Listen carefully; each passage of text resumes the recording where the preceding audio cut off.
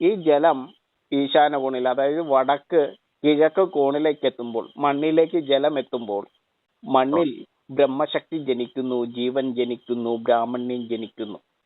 മണ്ണും ജലവും കൂടി ചേരുമ്പോൾ അങ്ങ് കണ്ടിട്ടുണ്ടാവും കപില നിറമാണ്, കുരങ്ങന്റെ നിറമാണ്, കപില നിറമാണ്. മണ്ണും ജലവും കൂടി ഒന്നിച്ചു ചേരുമ്പോൾ അതിന് കപില നിറം. വടക്ക് കിഴക്ക് കോണിൽ കപില നിറം, മണ്ണും ജലവും ചേരുമ്പോൾ കപില നിറം.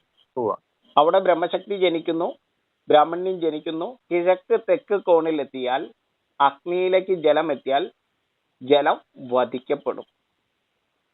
അപ്പോ അവിടെ ജലത്തിന് ചുവപ്പ് നിറം.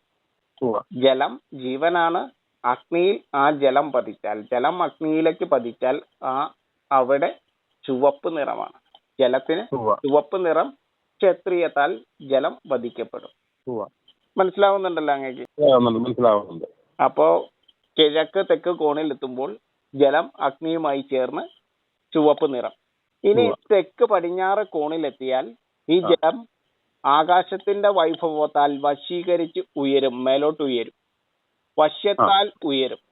ജലം ആകാശവുമായി ചേർന്ന് വശ്യത്താൽ ഉയരുമ്പോൾ ആ ജലത്തിന് പീത നിറം, മഞ്ഞ നിറം.